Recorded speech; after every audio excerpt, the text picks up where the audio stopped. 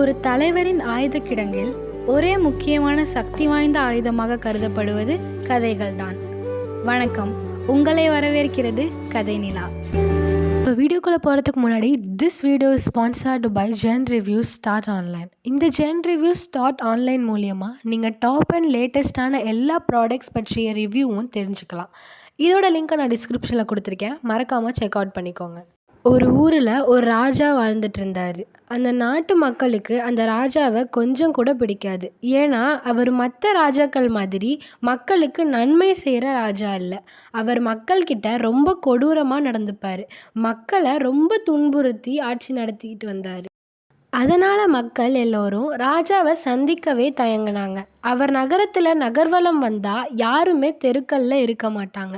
தெருக்கள் எல்லாம் காலியாகவே இருக்கும். ஒரு நாள் ராஜா தன்னோட அரண்மனை தோட்டத்தில் நடந்துக்கிட்டு இருந்தார். அப்போ அவரோட மகன் ஒரு பாறையில் எதையோ வரைஞ்சிக்கிட்டு இருந்ததை பார்த்தாரு. அவர் உடனே மகன்கிட்ட போய் பாறையில் என்ன வரைஞ்சிட்ருக்கன்னு கேட்டார்.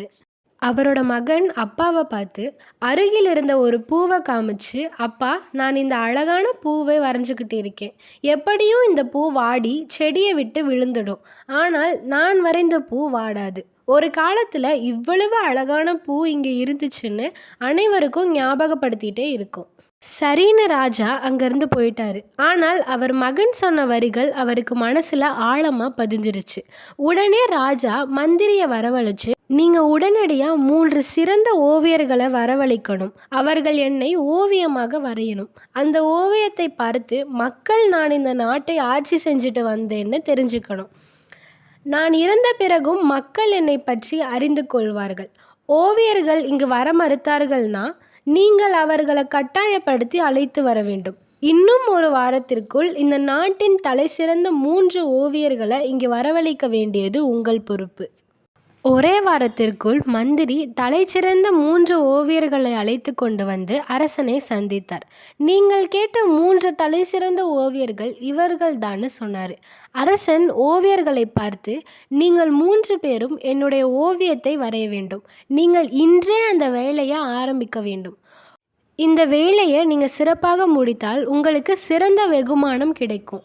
நீங்கள் சரியாக செய்யவில்லை என்றால் உங்களுக்கு கடுமையான தண்டனை கிடைக்கும்னு சொன்னார்.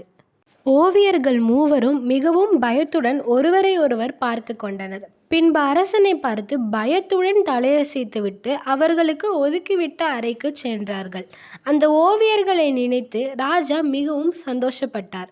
ஏனென்றால் ராஜாவுக்கு ஒரு கண் தெரியாது. அதை யாராவது அவருக்கு நினைவுபடுத்தினால் அவருக்கு பிடிக்காது. எனவே ஓவியர்கள் என்ன செய்வது என்று தெரியாமல் மிகவும் சிரமத்திற்கு உள்ளாகினார்கள். சீக்கிரமாகவே ஒரு வாரமும் கழிந்துவிட்டது. 3 ஓவியர்களும் தாங்கள் வரைந்த ஓவியத்துடன் அரசனின் முன் நின்றார்கள்.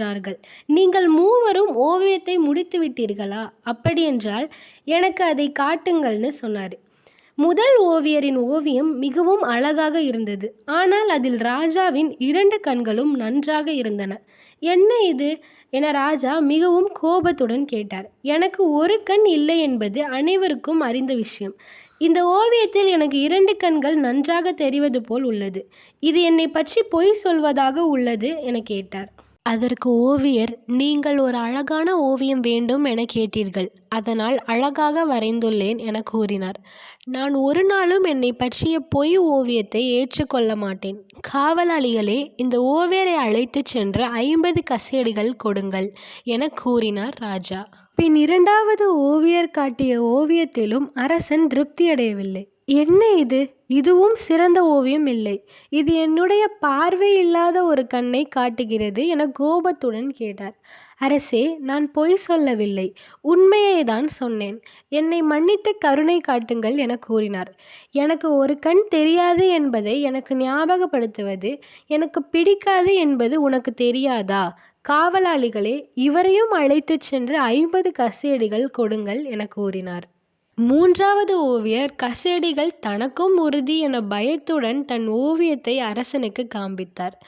அந்த ஓவியத்தை பார்த்த அரசன் மிகவும் மகிழ்ந்தார்.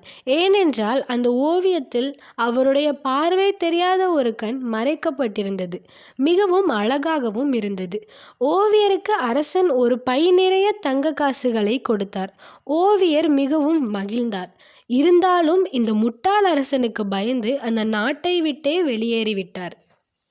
இந்த கதை உங்களுக்கு பிடிச்சிருந்துச்சுன்னா please like, share and subscribe to கதை நிலா.